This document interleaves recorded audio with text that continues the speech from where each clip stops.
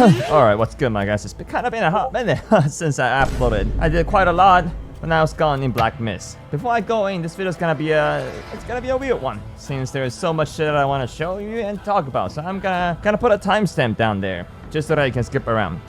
So let's begin. First things first, like the title suggests, I got full achievement. Hell yeah, my boy! One of the hardest full achievement I have done for sure.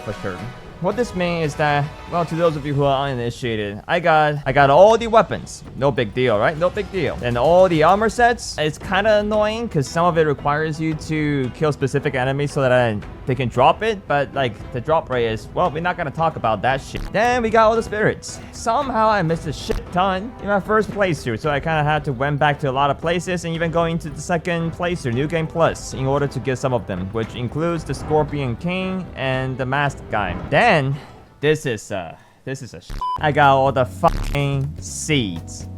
What you're looking at right now, the Pearl Tree seed, is the main reason why this achievement took so long for me to accomplish. I think I picked around 300 pearls for the seed to pop. How do I know that? I counted to 210 and gave up. What I also got is that starting from here is pointless fucking grinds because they don't give you any achievements. So starting with, I got all the celestial medicine maxed out from that man right here. That's definitely not trying to scam me. And also, to the king's eye amongst you, I'm max level. Max fucking level 342. No jokes. I went through the 5 stages of grease to get this, and this is the main reason why it took so long for me to upload. Like, goddamn, I never want to see spider cocoons in my life again. The very last thing that I did, and is actually the thing that kind of prompted me to do all the previous things, is that I got the 6 relics. Max the fuck out.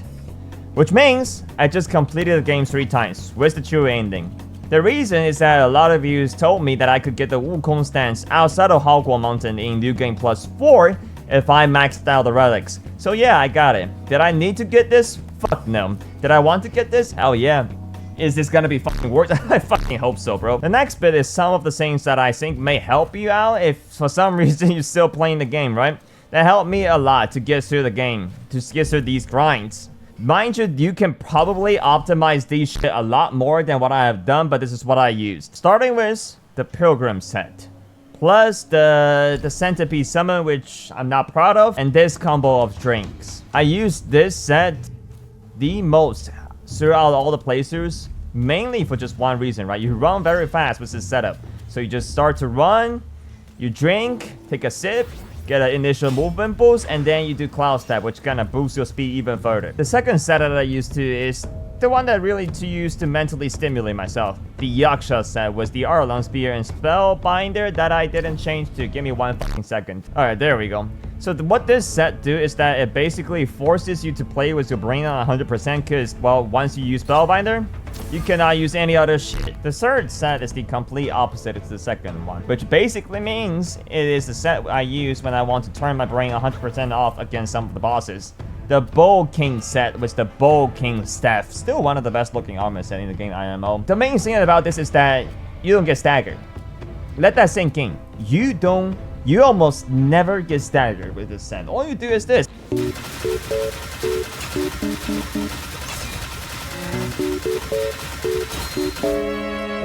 You did get more damage with the regular quality Great Sage set because of the defense scale with the number of relic points that you got, and the Bull King staff scales with the defense you got, right? But you get staggered, so fuck no. Final set is, of course, the Great Sage set, right? There's 2 versions that I want with this set. One is that what I like to call the perfect scenario. It focuses on optimizing crit, which is, as you see, with the needle and all these curious setup. Let me just show you real quick. Allow me to demonstrate this shit with the Ink Tiger for you. Now, usually the setup is wrong with immobilization, but Ink Tiger cannot be immobilized, so I changed to Rain of Fire. But the problem is it's still the same. It's still the same. Immobilize doesn't increase the damage, I think. So what you do? Rain of Fire, Pluck of Many. Then what you do? You take drugs. You become a drug addict. And then once you take all the drugs, take a sip from your gourd, pop the needle. By the way, I'm using this gourd in particular because it gives you an increase in attack after you drink it. And then you take a Cloud Step, make sure to not go to the full bar into the Wukong stance, And also, now you just do this. It just one-shots. I think with this setup, I've never not one-shotted a boss in this run. You do get more damage by using the Yaksha set with the same setup, I think. But that's even higher risk than this set, because like if you're not really that confident with a boss, or you kind of just straight up suck at the game, you get your shit kicked in.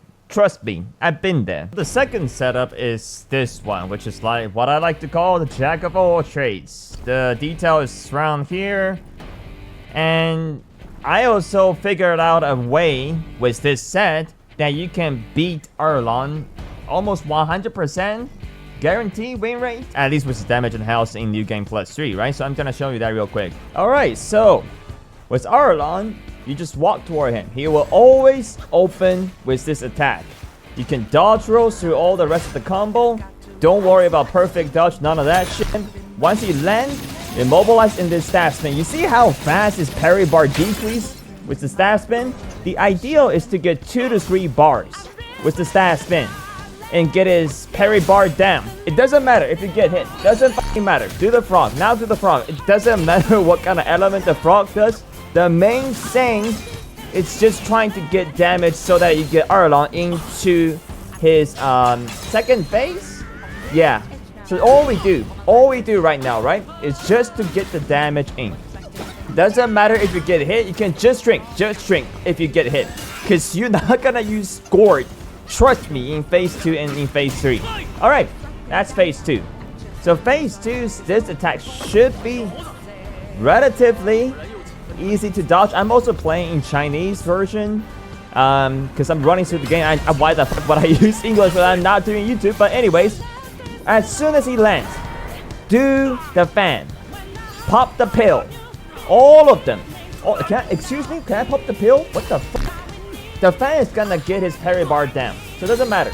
Now, immobilize. He can only be immobilized when you first enter the arena, and the following times you have to get his parry bar down. Now just output damage. Same thing. If you think you cannot dodge attack, just do Cloud Step. Yep, as I was about to say, that kind of damage should get him into his phase 3. His phase 3 is really where all the trouble lays, but we also take the most amount of shit for that. You can also use transformation. I would recommend dragon transformation, but you can use whatever you want. Also for this, you can just use staff spin to block. I didn't know the first time. Am I sad about it? Yeah, a little bit, but it's also cool as hell. The red lightning attack, right? That finishing move he got, you gotta move, dodge. As soon you see the red lightning, you cannot wait around. When after he do all that shit, you do plug off many for phase 3. Oh, you wanna do that? Okay. Hold on, give me 1 sec. Staff spin again. If you don't feel confident you can roll the red lightning, just cloud step like that. Now, 4-stack ultimate. Mink! Bam! And we are almost done, ladies and gents. We are almost done. We can immobilize again. His parry bar is down. Staff spin. I think the frog can just finish this off. The frog can just finish this off. You see how broken this shit is?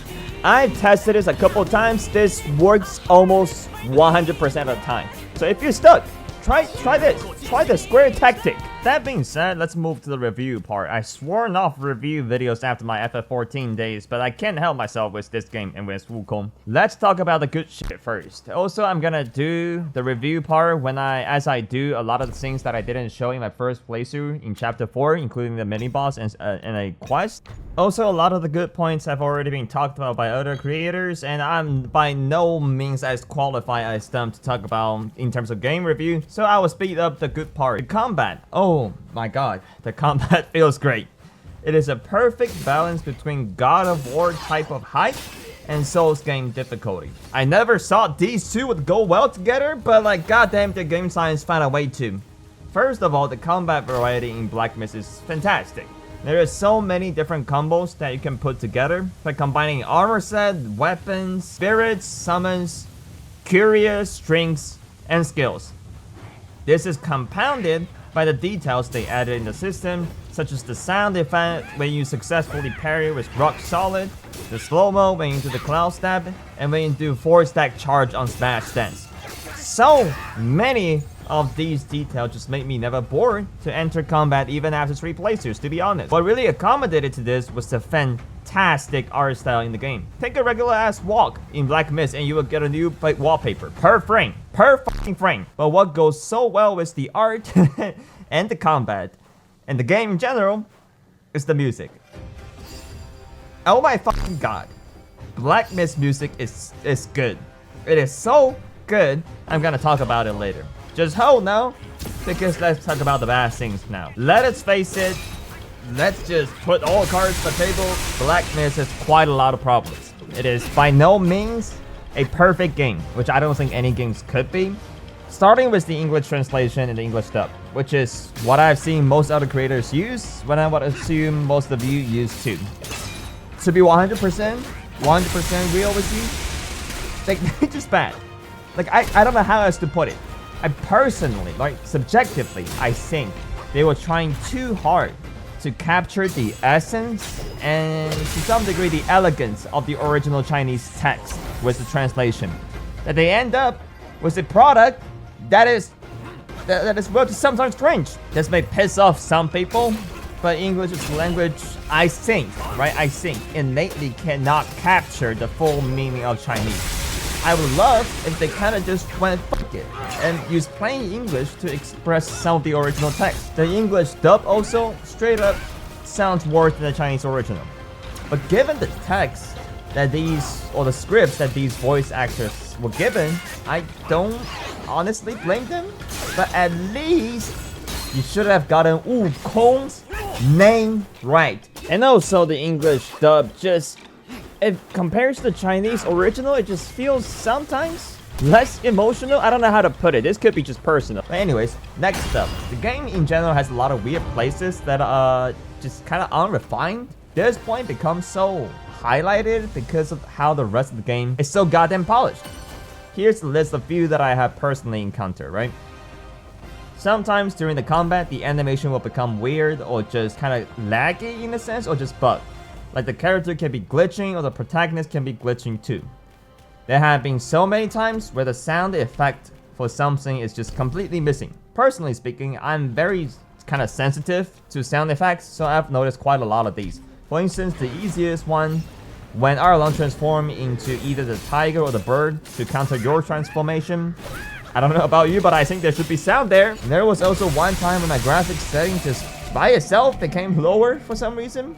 Then I've also gotten stuck in between 2 objects so many times as I jump down from a higher place. This leads me to my number 3 problem with the game. And it's also probably my biggest complaint. There's 2 parts to it. Part 1 is what the fuck are there so many places that look like I can go to, but in reality, I cannot. So error walls, right? This is so pervasive that I have no doubt when you play the game, you've been to a place where you think, I should go here, I should be able to go here, but then it's just blocked. This would have been fine if the game didn't decide to hide a lot of the secret areas behind these places that otherwise, that in other places the players just would think there's an AOL there. What I mean by this, I'm gonna give you 3 examples, okay? One is where you unlock the secret melon field area. Okay, you think this is obvious with the fire pit? Okay, then what about this one? This leads to the first part of chapter 4 secret area. How would you know to jump down there without any guides on your first playthrough unless you fall accidentally, right? The worst offender to me is here, where you can actually get a gourd and I think, yeah, and a spirit summon. How in the flying fuck would I know to jump here to get to the lower area, man? The arrow problem also would have been fine if, now this is personal, if there's at least a mini-map in the game. Like I get it, right? The game wants you to explore and I'm all fucking about it. But maybe give a mini-map once you beat the chapter though?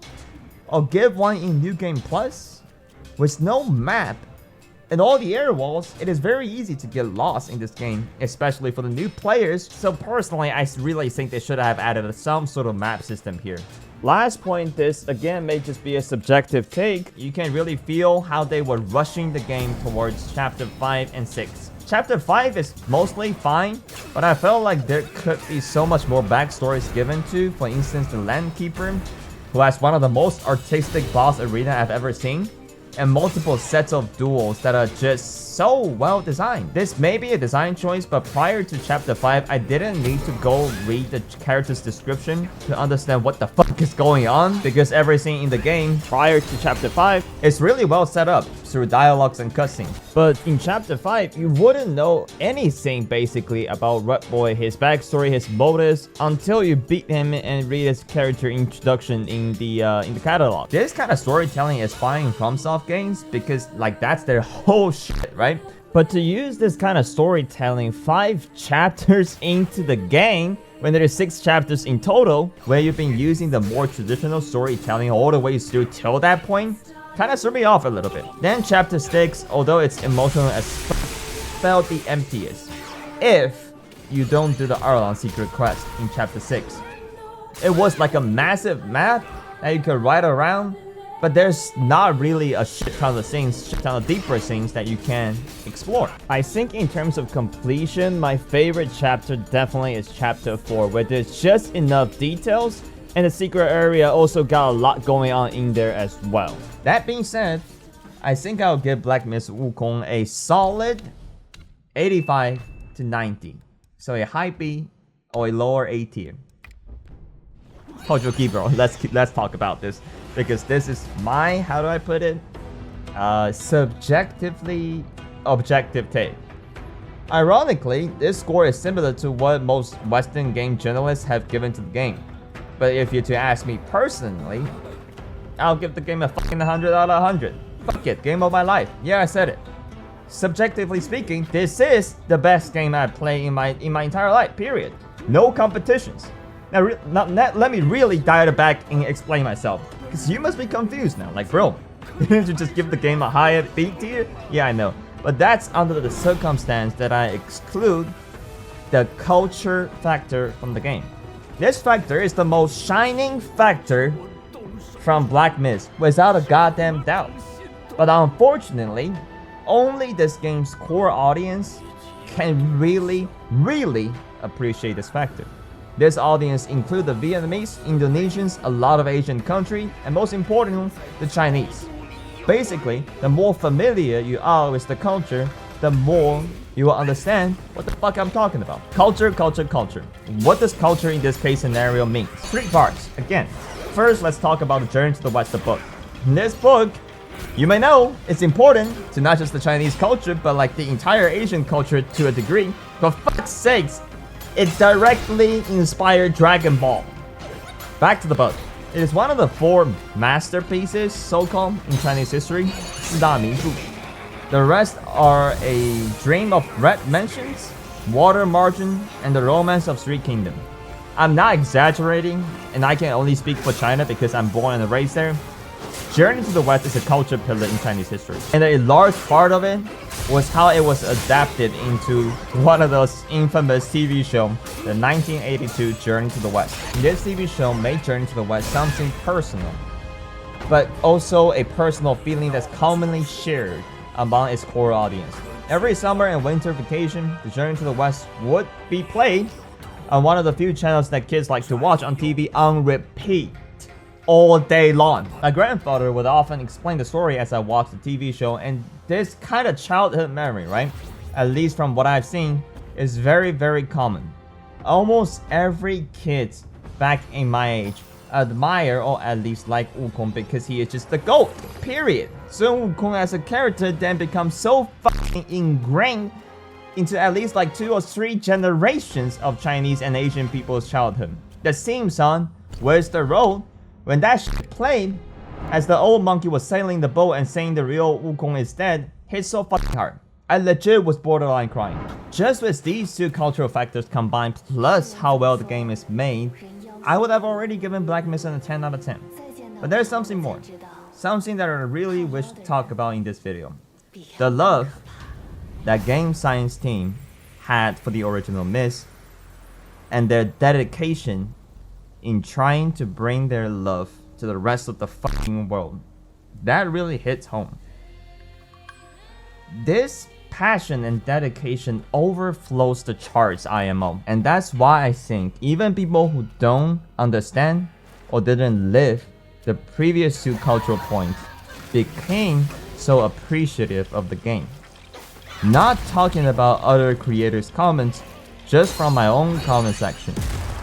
I've seen so many comments saying that I'm, even though I'm not from this culture, I can feel it. And I can feel as if I live the same culture.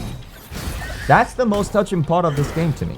The lengths they went to express their passion, it's just pure insanity. Let's start with the minor things. This game has 81 achievements. In the original Myst, the crew had to go through 81 challenges in order to receive the scripture. The max level of the game is 342. When Wukong first quote-unquote died, he was 342 years old. Then he went to Hell and erased his name from basically Hell's ruler's death note to gain immortality. Then, the sum of the number in the bestiary and the character introduction combined is also back to 81. Let's pause for 1 second. Let's talk about the bestiary and the character introduction pages. This is also why I say ultimately Chinese is the core audience for this game, of people who can speak and read a good chunk of Chinese. In the English version of this game, the bestiary had this little, nice kind of poem for it, right? But in the Chinese version, they quite literally wrote a poem in ancient Chinese for each individual characters, from the weakest all the way to the great sage. And some of these poems are both long and complex. Like, no shit, I'm native in Chinese, and it is difficult for me to read some of these shit. The closest comparison I have for you is, imagine these poems are written in Shakespearean type of English. These poems look similar to the poems that Chinese kids had to learn and interpret for tests in the goddamn Chinese textbook. Let's not talk about the music. Oh my god. I'll just give you 2 examples. The ending song for chapter 6, Unfinished. If you haven't already, I highly recommend you to check out its translation. In fact, let me just read you 2 verses. 英雄被写成诗，只剩爱与勇敢。诗凝成画，少了悲欢。你我原是无拘无束身，天不收来，地不管。Heroes got written into poems. Love and bravery become all they are. As poems becomes paintings, all happiness and sadness are taken away. You and I both were of free minds and free body. Dear God, I still get goosebumps just from reading this shit. That was also just my translation. There's another part in the song, the ending verse. As they were told into a book, they became just about the 81 challenges. The book got carved onto the monument, all the glorious, there to ask if there's anyone anymore who will break the state of things, never to be reincarnated, and become a timeless legend. This is straight up a love letter from the studio to the original Myst, and how I think they were really trying to interpret the original Myst in Black Myst. Second example, the original song for chapter 4, 戒网. A vast quantity of this song's verses directly comes from lines in the original Myst text. Ancient books in China, and straight up poems. They combine those lines and verses into a goddamn song. And you know what's even crazier than that? 戒网, Unfinished, and basically all the chapters ending songs are written by one guy. Yep, you heard me right. By one singular fucking dude, who the founder and CEO of game science and the main producer of Black Myst Wukong, Feng Ji. It is also said that he was involved in nearly all the text and script composition in this game. This guy is so not talked about in the West and on the YouTube. It is genuinely fucking crazy to me. I think the best description that I have is from this comment from a Chinese game review website. Let me say this. There's a lot of Chinese producers, include guys from the 2010s who made single-player games and 2020s who made mobile games. But to be this talented, there's no second one like Fengji. He made me feel like that his talent is literally overflowing. The ones who make better games than him doesn't have his level of cultural understanding. The ones who have more cultural understanding than him doesn't necessarily make games. The ones who can do both may not know how to manage a company. Even if he doesn't make games, he is still a prominent biology doctor. Then skipping a few lines, the post said, I believe Fengji will become a worldwide popular, legendary producer. I cannot agree more to this last part.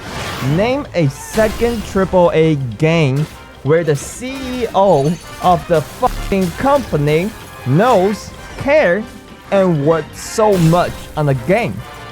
Through him and the game science team, the game is just filled to the teeth with love, elevating it from a great game to, at least to me, right, a cultural masterpiece that satisfied tens of millions of people's childhood dream of being Sun Wukong. I cannot wait for more games from their studio.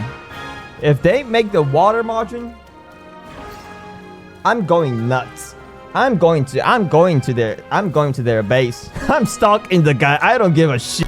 That's a promise, bro. You've heard me, yeah, for a while now. Gonna end the whole series by beating this bitch ass. Yeah, you thought I forgot about you, huh? No, I didn't. I never forget my ops. Come over here, you bitch. 1, 2, 1, 2, do something. Fight back, man. Fight back. Fight back. I demand. Fight back. What the fuck are you doing, man? Just get your ass handed to you, bitch. Why did the game lag? I'm scared. With that, this should be close enough. I'm scared. I cannot use clones, man. Otherwise, it's gonna beat his ass too much a little. I think this is enough. Cloud stat here for the one last time. My name is Sun Wukong.